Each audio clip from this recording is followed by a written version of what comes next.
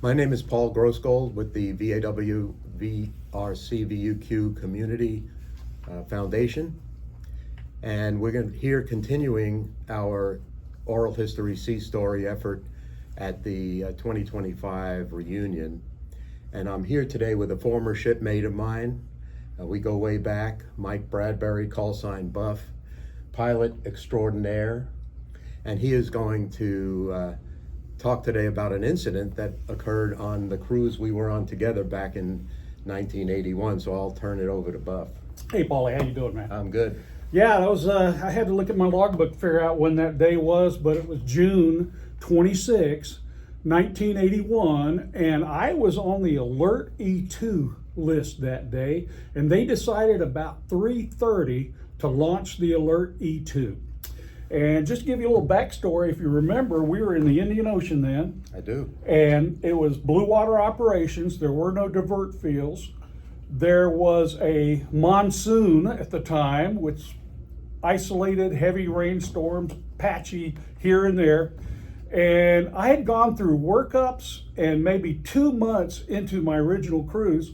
So it was like I wasn't a newbie, but I was still just trying to figure out how this whole aircraft carrier thing worked out. You know what I mean? Know what you mean. All right, so the startup, we got up upstairs about 4 in the morning. Got in the E2. They were going to take us off Cat 3, which is that inboard on the angled deck, and everything was looking good. We're turning and burning. We're going. We say, okay, hey, you know what? Let's go flying. I turned the exterior lights on, which is a signal to do that. And the shooter did his thing. Down Cat 3 we go. And we get to the end of the stroke and a boom. First thing I notice is I'm full left aileron down and full right rudder in. I said, wait a minute, that ain't right. I looked over at co-pilot's attitude gyro and his was matching mine. So, okay, don't have an attitude gyro problem. We raised the gear, we started climbing out, but still in that cross-controlled situation. And I think we climbed up to about 5,000 feet or so. The airplane was mushy and handling difficultly, and we eventually climbed to 18,000 feet. And as the sunup started coming and started getting light, they launched an A6 to come look at us, and lo and behold, he says, yeah, you guys have got right wing damage, and I don't see any shiny stuff on the metal of the airplane, so I don't think you're losing any fluid. As we initially climbed out, the ship was in MCON conditions. They weren't talking even to themselves. Everything was happening with signals. And when we went off the cat and heard that boom, all of a sudden I could hear snap, snap, snap of circuit breakers popping behind me. And the exterior lights went out. And the guys on the ship eventually said, 602, you still there? Because, we just disappeared. And they thought we were in the drink. And we got up, we did some flight testing, and in that really weird cross-control situation, if we exceeded 10 degrees angle of bank to the left, there was some exciting aircraft buffet that happened. And if we exceeded 15 degrees angle of bank to the right, we get that same excitement feeling again. So the ship says, hey, what do you want to do? You can parachute, you can ditch, or you can come aboard. So the aircraft commander, Lieutenant Roger Flesher, and I discussed it and say, hey, the engines are working, we got hydraulics, let's just come aboard. What do you say? Let's do that. And so we did that, and we got a long extended final, of course, and we got to about 2 miles, and Roger says he starts to see Mom through the rainstorm, and he goes, hey, Mike, he says, hey, Buff, says, I don't want to scare you anything, but the ship, she be moving around. So, the old cliche, one peek is worth 1,000 scans. I looked up and boy, there she was. Boom, boom, boom, just rocking and a rolling. The monsoon, right? In the monsoon. So amazingly, the arresting gear and the tail hook arrived at the same time, and we got aboard. First pass. First pass. They did a investigation, of course, and it turned out that we had lost 4 feet of the leading edge of the wing and 6 feet of the trailing edge. It turns out that our right wing had hit an EA6B that was on a maintenance turn, and as we went off Cat 3, our right wing hit the aft end of this aircraft. You've heard the cliche, it's a game of inches. 6 more inches, and they tell us that we would have hit a fairly significant hydraulic artery, and it would have bled out in a couple minutes, and I wouldn't be here to tell you this story right now. So that EA6B, it was tail over water on the front of the ship, right? That is correct. It was doing a maintenance turn, and right, we call it the crotch, right when the angled deck meets the straight deck. There's a guy that's supposed to stand there and look down the shot line and make sure that we have a clear deck. And that airplane was turning right over his head. So I don't know if he just disappeared or just crouched down in the catwalk. I'm not sure. I never did hear. But he left the shot line green, and if you had extended that shot line out over the water line, that's where the tail was, and that's how it all happened. Well, I, for one, am happy that you are here today, and great story, and thanks for telling us that. Oh, you're welcome. I would like to mention one thing, a denouement, if you will. Of course. As I tie it up. Lieutenant Flesher was the aircraft commander. And he was a great aviator. He is a great aviator, and he's a better person. And when we were up against it, and the alligators were snapping for a little morning breakfast, his calm demeanor set the environment for inside the airplane. He was able to shift the crew from an airborne early warning mission to a surviving mission. And he was confident enough with his aviation ability that he asked me my opinion, and he solicited my opinion. And together, we made a plan, and Roger communicated that plan succinctly to the ship. So Roger Flesher, I'm so glad he was in the right seat, but he exercised good cockpit resources management decades before that became a thing. And it was really good. And that's my story. I call it my version of the old movie, A Wing and a Prayer. Very good. Thank you. You bet.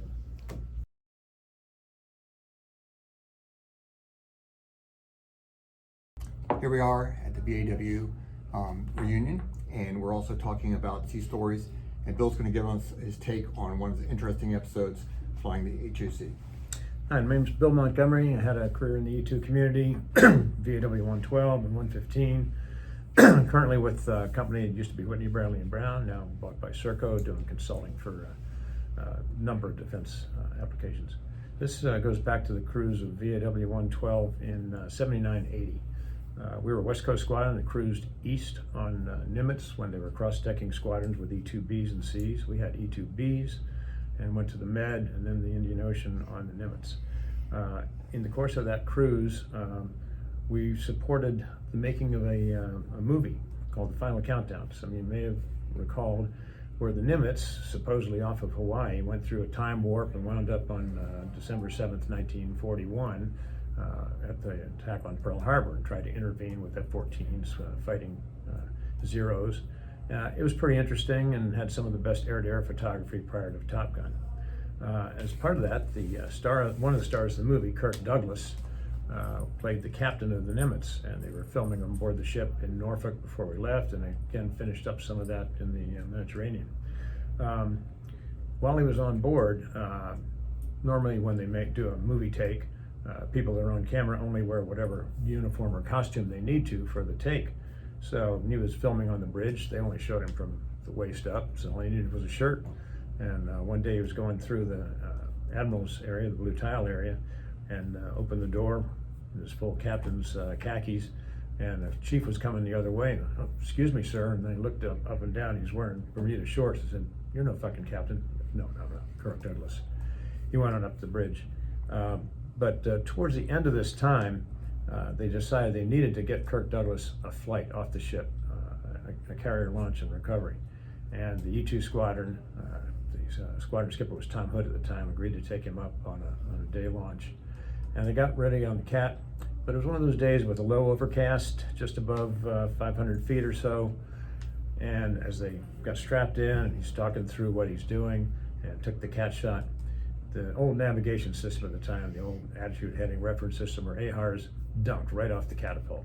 He's got no nav, he's got a standby gyro and compass, and he's climbing out, and it's now a bona fide emergency. He doesn't want to go IFR with nothing but a standby gyro with Kirk Douglas as a co-pilot. So he's trying to stay underneath the overcast at about 500 feet, and it's calling back to the ship for an emergency pull forward to recover them, doing turns around to get there. And Kirk Douglas is oblivious to this. He thinks it's a great amusement park ride. He's looking around and going, wow, this is pretty exciting. And he's going through the skipper's going through the checklist, notifying the guys in the back, to shut the system down. And he's getting around a beam and trying to strap in and do the landing checklist himself from memory. And Kirk Douglas is just having a great time. He's leaning forward, looking over the instrument panel, and the skipper's going, get back in your seat, locking his harness.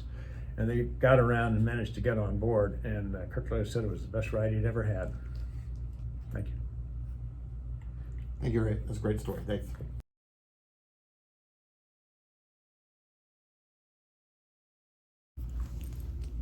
Hey everyone, welcome back to the VAW-VRC VUQ Foundation's Sea Stories Oral History Project. The disembodied voice you hear is me, Joe McNamara, because I wanted to have our two interviewees on camera for this. They're going to tell a story about an aircraft emergency that happened a while back and how they dealt with it. Manny, retired commander, and Mark, retired captain, great careers. But they had quite an interesting night one night, back in 1986. Well, just taking it from Joe, again, my name's Manny Bashakis. I retired from the Naval Reserves with 20 years back in 1998. And thinking about stories, we had a case in 1986, the winter of 86, prior to me getting out of the active duty, whereas I was the instructor on an E2 det out at local Fentress Field where we used to practice carrier landings. And this was at night, about 2 in the morning.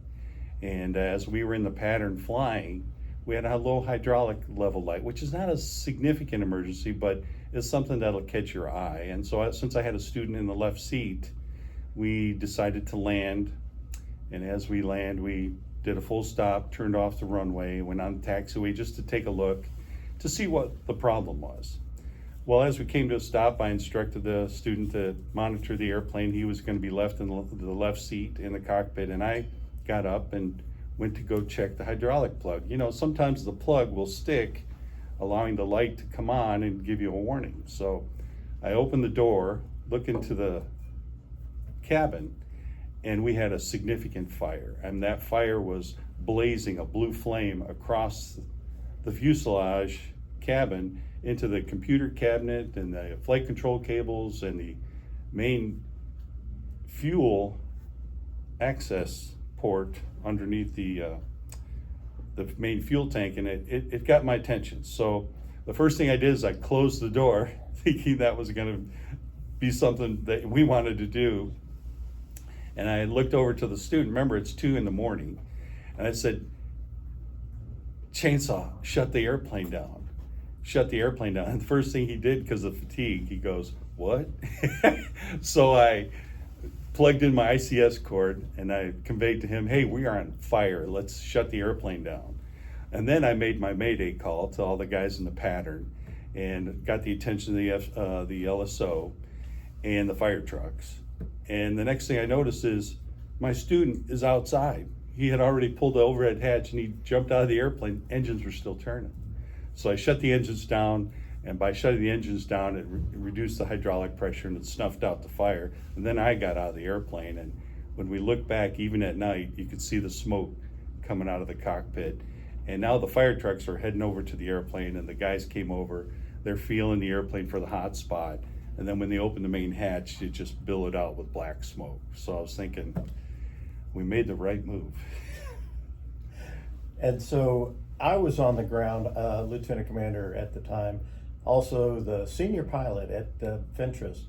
And we probably had 4 aircraft in the pattern. And the way the operation worked was you got the student to get maybe 8 landings or touch and goes. And then you landed, and another student pilot would get in and fly also. So it was a continuous process and pretty busy.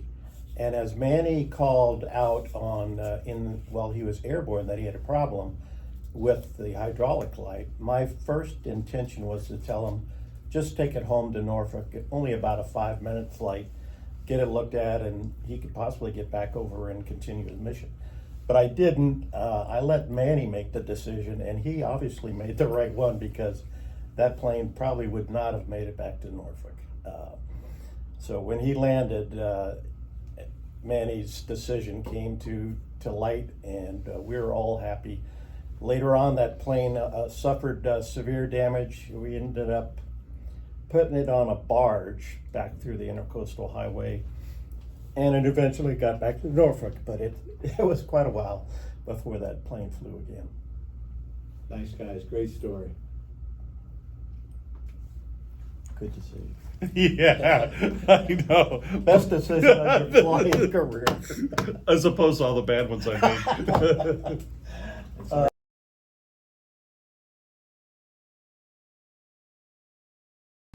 Hi, we're here at the VAW reunion, and we have a story from William, and he's going to talk about the events of the Iranian hostage mission. Hi, it's Bill Montgomery, a former VAW 112 and 115 pilot. I had a career with that. I'm now a consultant with Serco. Used to be a different company, still doing support for the government. This goes back to the 1979-80 cruise of VAW 112, West Coast Squadron, cruising east on Nimitz to the Mediterranean, and got sent around after New Year's to the Indian Ocean in response to the Iranian hostage rescue, Iranian hostage crisis, and what turned into the Iranian hostage rescue mission. We had no idea what we were doing. We left Naples on the day after New Year's, got rid of our S-3s going through Gibraltar, got around the Indian Ocean, took a whole squadron of H-53s on board, mine hunting H-53s, I think it was HM-16 or 14, and integrated them in the air wing. We had kind of this dual rotary wing, fixed wing flight plan every day, airplane, and this went on for 4 or 5 months. Came May, we were getting ready to head back to the States, not knowing why we had been out in the Indian Ocean all this time. And all of a sudden, one day, everything shut down.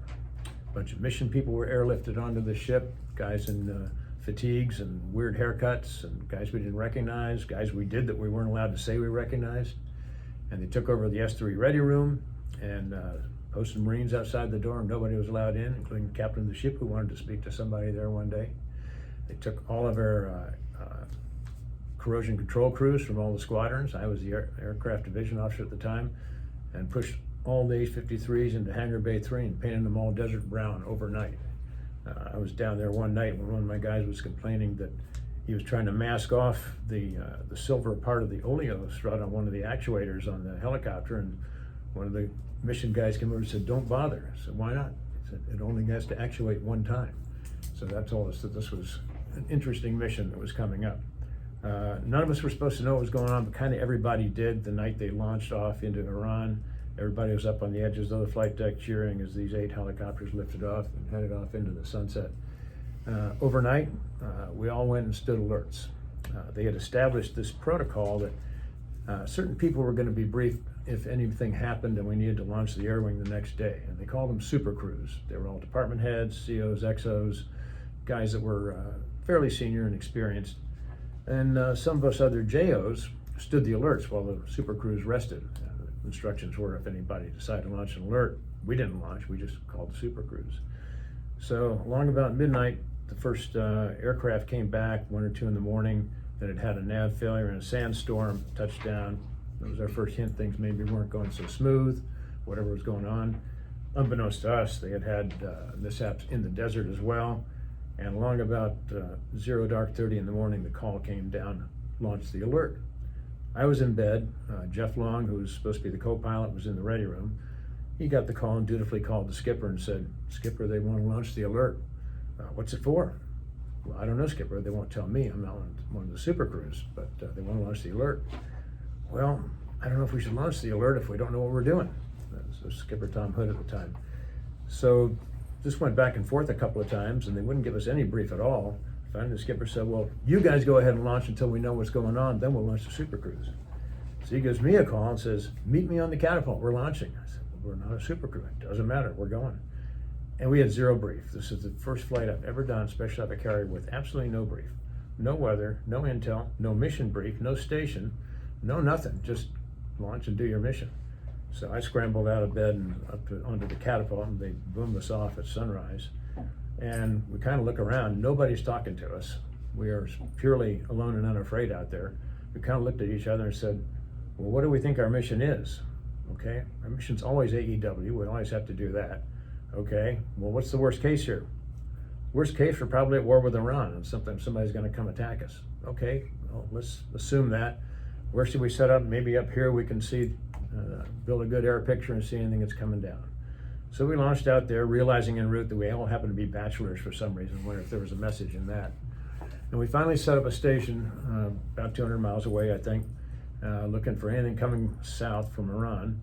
And pretty soon the back end calls up and said, "Flight Seco, we've got multiple contacts coming down the slot in retaliation." And that kind of put us on edge. We said, "Well, where the heck are they?" "Well, they're out here, but if we turn and go directly towards them, we can get a much better radar picture."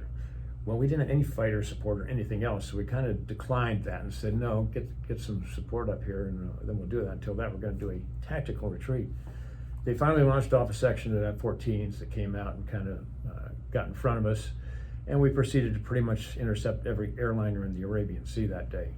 But we had no idea how long we were going to be out there, if we were going to get a relief or not. We're broadcasting in the blind, link in the blind, and pretty soon we just have to head back to the ship and say, "If we don't see anybody, we're coming back."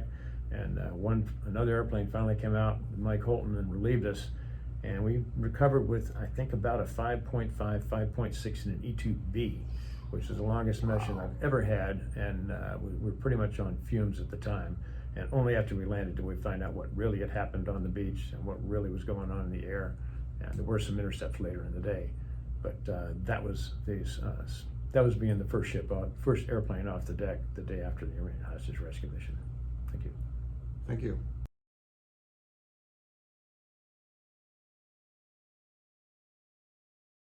Hi, my name is Lee Armstead, and we're taking Sea Stories at the VAW reunion in Virginia Beach in May of 2025. Michael Holden's got a story for us. I do. So there you go. Thanks. Thank you. And I'm an old E2 C2 pilot, and this is a story about when I was a very junior co-pilot learning to fly the E2. I'm flying with John Wren in the left seat, flying out of Miramar in San Diego. Pretend you're John Wren. So as we depart on the standard Western departure out of Miramar, dead ahead of us is a building cell. And John turns to me, the co-pilot, and says, "Ask to deviate north or south for weather."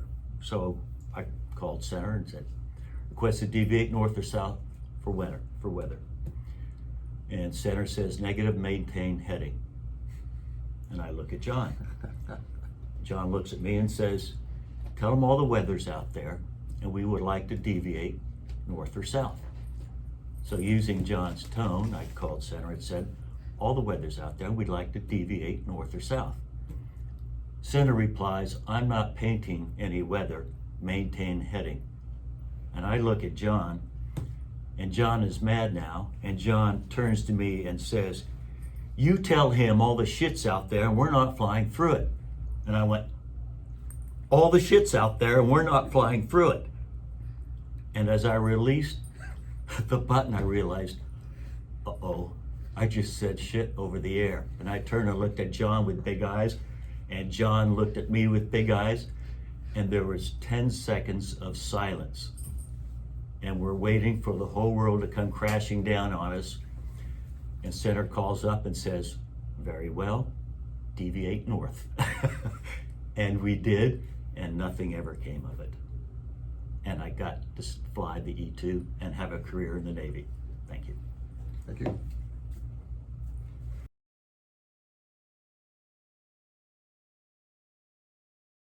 So now we have another story about a potential mishap, but that was averted here, and go for it. Hello, this is Bill Montgomery, former VAW 112 and 115 guy. This goes back to a bad night off San Clemente doing carrier quals back in probably 1980, 81. We were out board of San Clemente, waiting to come down to trap aboard the ship. And as usual, we were holding for the fighters to do their thing. It was late June, so there was an overcast moving in. The ship was underneath the clouds, and our divert was Miramar. So we held for a long time until we were getting close to our divert time for Miramar, and the fighters still weren't through. Called up and said, yeah, we're divert to Miramar. And they called back and said, that's all right, we changed the divert to North Island, so you got a while longer. So we continued to hold and hold and hold, still weren't getting called down. Get our divert, our bingo fuel for North Island. We called up and said we were bingo, and they said, nah, bingo's now San Clemente. So, okay, we have a little longer. As we get to our divert fuel for San Clemente, we called up and said we were heading back to land. And they said, no, San Clemente's down for weather now. We're now blue water ops. So we're doing blue water ops, carrier qual off of San Clemente, off of Southern California, and we have no place to go. Finally, they call us down, so we now have to get aboard. And it's pretty bad weather all the way down to minimums, just complete clag. Finally break out close to minimums, and this is a good approach. I'm in the right seat. And we're all set up to land. And as we come down, it's a boulder, and we couldn't figure it out. It looked good all the way down, hook skip or something. We looked around, and as we're going through landing checklist again, the hook handle, while it was had been down, had popped up. It was out, but not in. So I pushed it down. I was a co-pilot and pushed it in. I thought all the way, but apparently if you didn't push in all the way, it could pop out. LSOs later said we had a solid approach light all the way, no indication of a hook problem, but it was up after the touchdown. So now we got a couple more approaches to go, and it's getting tight. They bring us around again, and it's a little nervous. So the first time we break out high and right, get waved off a couple of times. The last one's really getting tight. We need to get aboard on this one. So we're coming around one more time, and the pilot's working really hard, getting the needles together, and we're getting close to minimums. We get down, they say 3/4 mile call the ball, and it's Clara. There's nothing out there. And as we give this, we give the Clara call. First time I've ever heard this from an LSO was, you sound good, keep it coming. So we are totally blind, and we're keeping it coming, and finally we break out. And as we do, the island is directly in front of the windshield. And the LSOs give us 3 calls that I've never heard before either. It's come left, come right, you got the deck made, you got the deck made, which is essentially a cut call, which you don't do in an E2. And that power comes completely off. We come down like a ton of bricks, and we do catch the 4-wire, which I didn't think we were anywhere close to as we're getting ready to go off again. And we really didn't have enough fuel to go around again. That was the luckiest 4-wire we ever had. We didn't exactly bring it on ourselves, but we discovered something about the aircraft I didn't know, which is that the hook handle needs to be all the way in when it's down. And we went on to successful careers after that. Thank you. Thank you.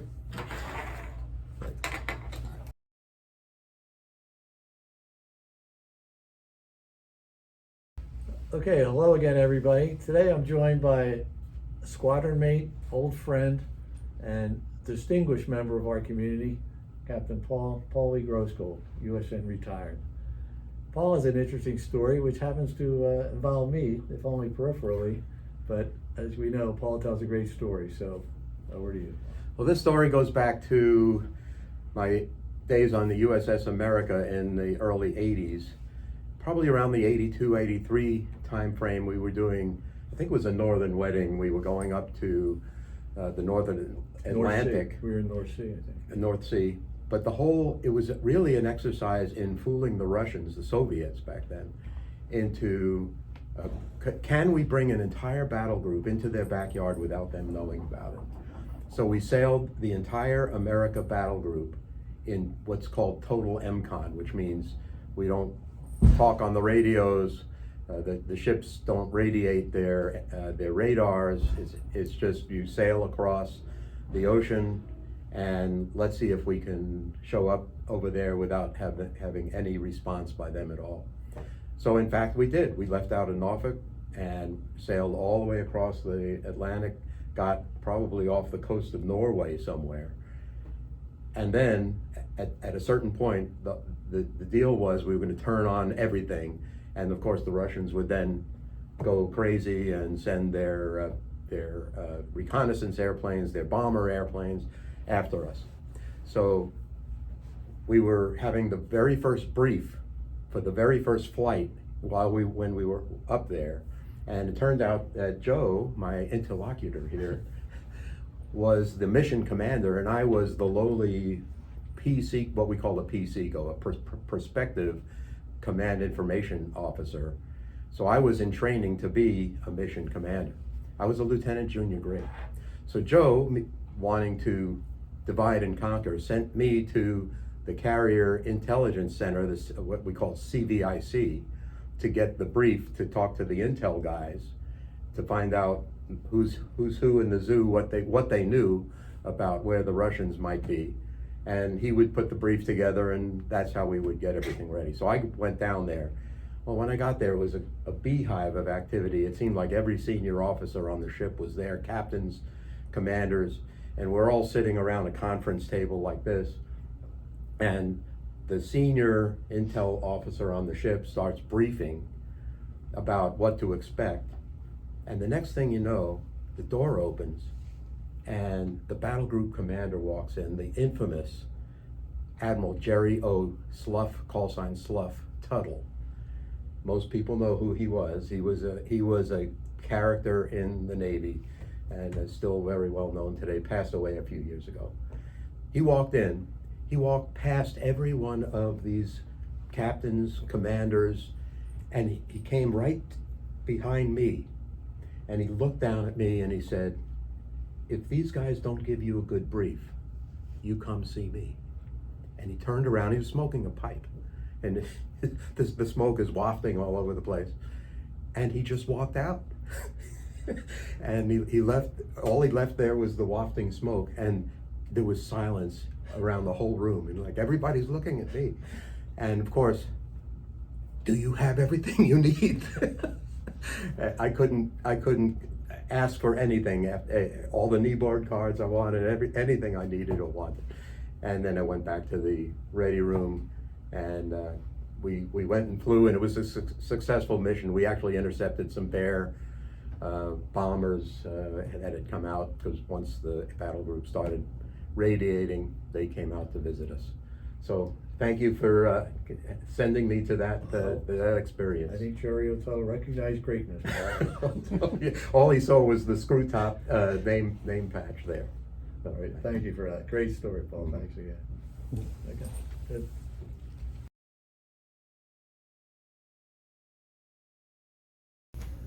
Hello, everyone, and welcome to this special edition of the VAW-VRC VUQ Foundation Oral History Project.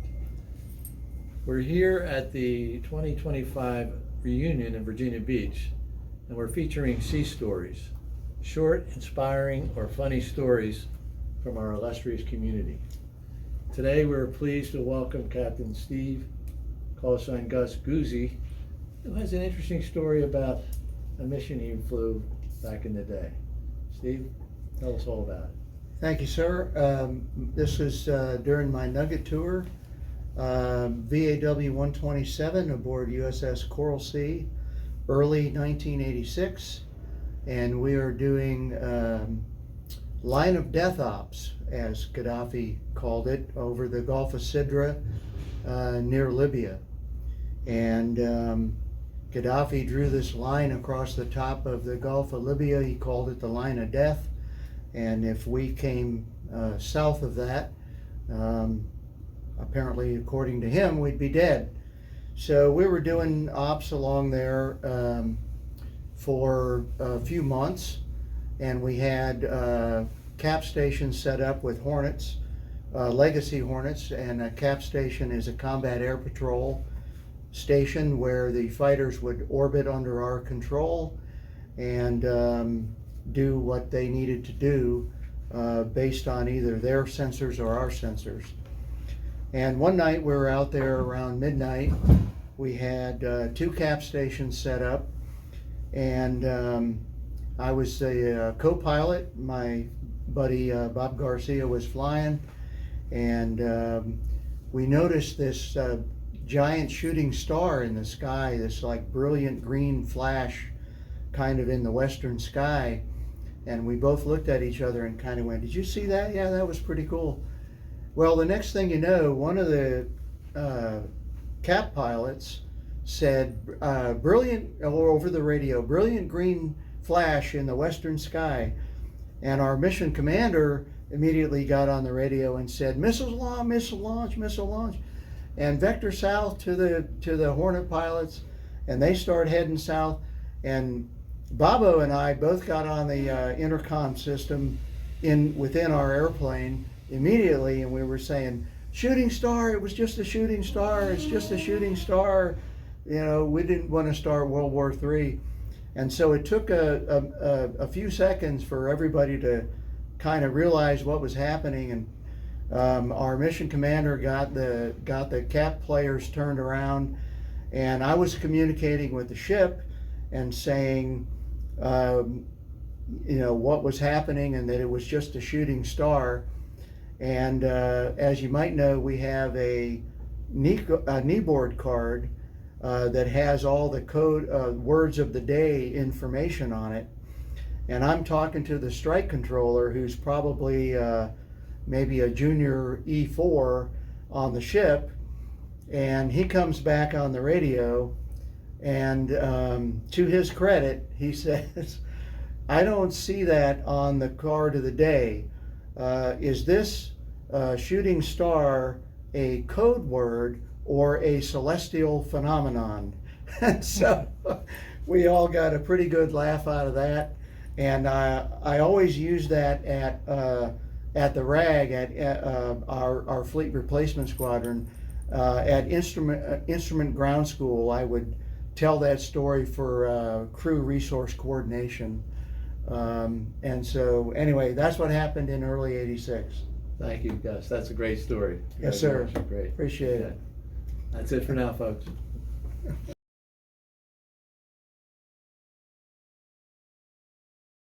Okay, well, welcome back, everybody. Now we have a chance to get one of the iconic stories that has lived in memory of a certain generation of the VAW community for quite a long time.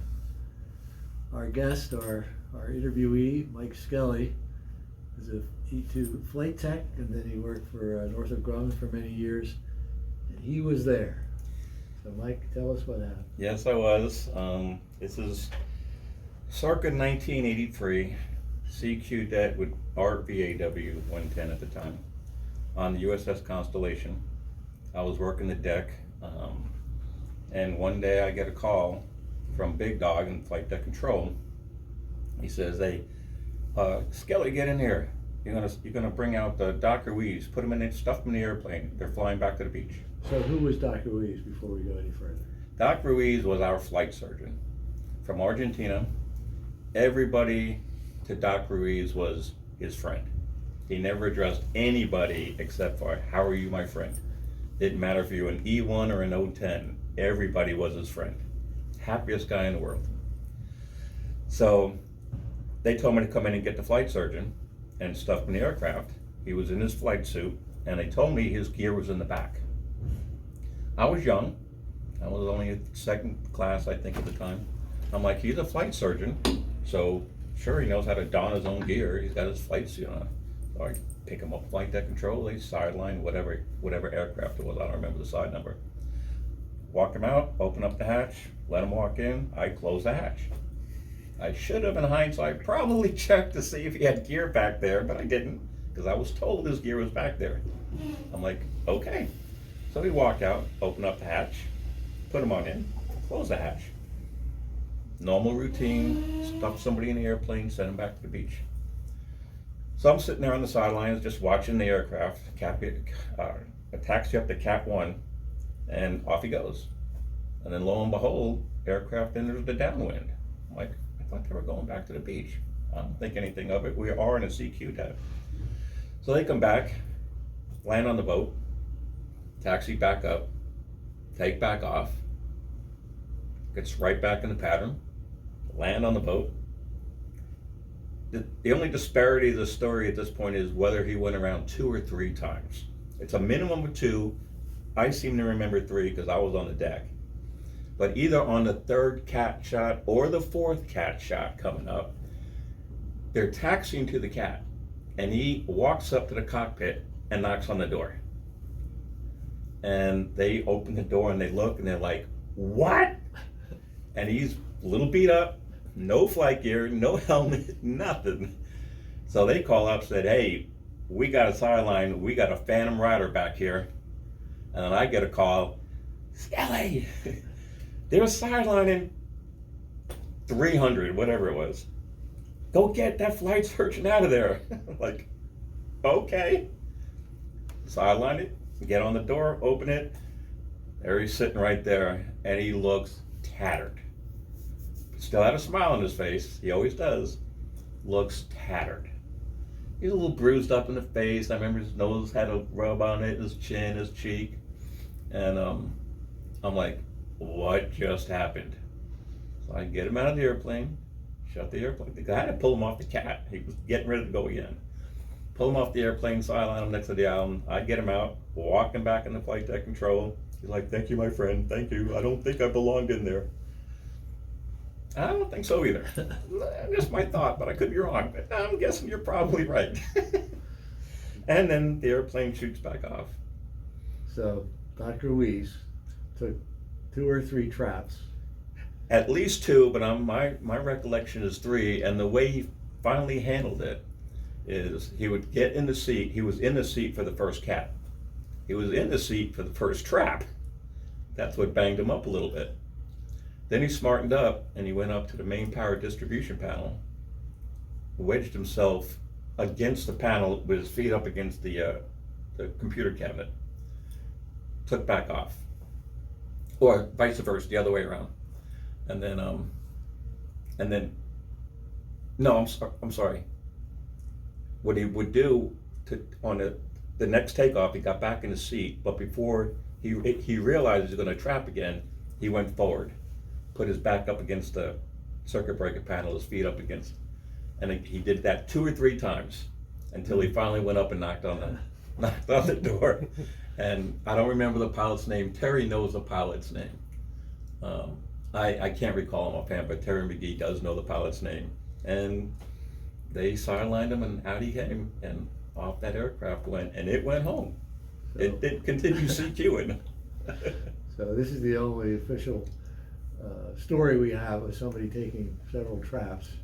The only one I know of. Entirely without any protective gear or being strapped in. The only one I know of. And then come to find out, either that same day after the docs looked at him, or the next day, they did shoot him off on a cod. He did not walk off the boat. He did wind up flying off in a cod. Did he have his flight gear? I don't remember. I wasn't there for that event, but yeah, it was pretty funny. I was, in hindsight, I don't know why no one ever questioned me about it since I stuffed him in the airplane. So you never got any bad reaction? No one ever came back to me to talk to me about nothing. Okay. And I was told he had flight gear in there, so I'm like, all right, I'm just doing what I'm told. I wonder where Dr. Ruiz is now and how he's doing. I heard he's back in Argentina where he's from, and no one has any clue how he's doing. But he went back home to Argentina. Well, thank you, Mike, for being a witness and a participant in one of the iconic stories. I certainly was. I enjoyed it, and I enjoyed telling the story. Thanks, Mike. All right, Great. thank you. All right.